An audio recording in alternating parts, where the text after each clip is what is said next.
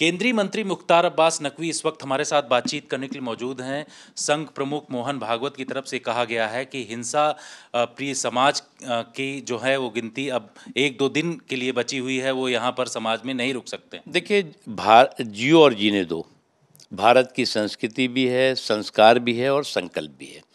और भारत इसी संस्कृति, इसी संस्कार और इसी संकल्प से सशक्त हुआ है। और जो देश भी इस सिद्धांत से दूर हुए हैं, अलग हुए हैं, उन देशों की हालत आप देख सकते हैं। पड़ोस का पाकिस्तान देखिए, वहाँ पर ख़ुद उनके ही लोग मस्जिदों में धमाके कर रहे हैं, वहाँ पर कत्लेआम हो रहा है, खून बह रहे हैं। या और भी देश देखेंगे आप तो वहाँ पर भी किस तरह का हाहाकार मचा हुआ है। इसलिए जो संघ प्रमुख मोहन भागवत जी ने कहा है, वो भारत की संस्कृति और भारत के संस्कार और संकल्प को उन्होंने फिर से एक बार लोगों को याद कराया है और संदेश दिया है उसका।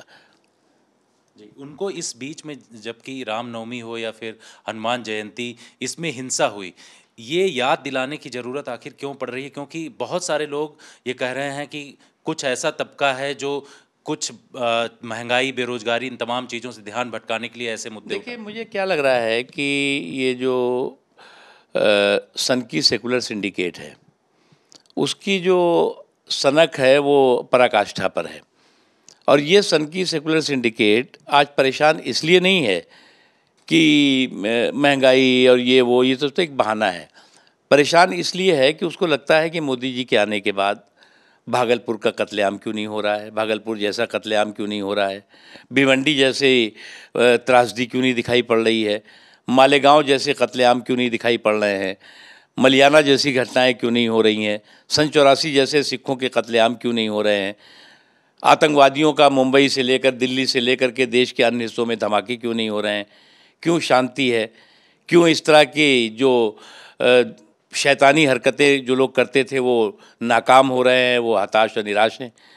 तो इसलिए ये सारे के सारे लोग जो सन की सेकुलर सिंडिकेट है, पहले तो मोदी बैशिंग में लग गया था, भारत बैशिंग में लगा हुआ है। और अगर आप देखें तो एक के बाद एक हर 6 महीने के 5 महीने के इंटरवल पे एक चिट्ठी लिख देते हैं पूरी दुनिया को कि भारत में तो बहुत असहिष्णुता है।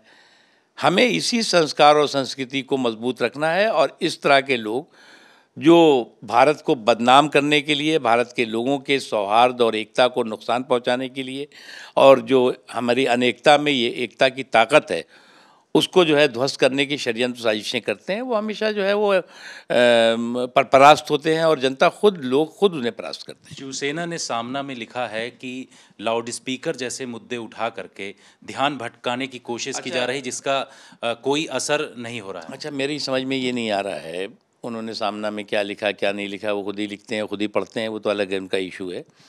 लेकिन क्या ये जो एक फैशन चल गया था कि तेरे भूपू से मेरे भूपू की आवाज़ ज़्यादा मजबूत है, बड़ी है। किसी ने 1 भूपू लगाया तो उसने कहा मैं तो 4 लगा दूंगा, किसी ने कहा 6 लगाया तो उसने कहा कि हम 12 लगा देंगे। इसमें मंदिर मस्जिद या किसी धार्मिक स्थल की बात नहीं है, ये भूपू कंपटीशन चल रहा था।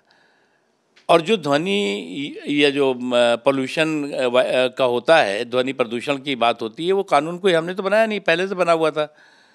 लेकिन मुझे खुशी इस बात की है कि उत्तर प्रदेश ने जो कार्रवाई की, योगी आदित्यनाथ जी ने जो कार्रवाई की, पहले खुद अपने से शुरू की, खुद अपने गोरखनाथ मंदिर से शुरू की और समाज के सभी लोगों ने, चाहे हिंदू हों चाहे मुस्लिम हों, सबने उसका स्वागत किया और स्वेच्छा से अपने ये भोपू कंपटीशन से अपने को अलग किया।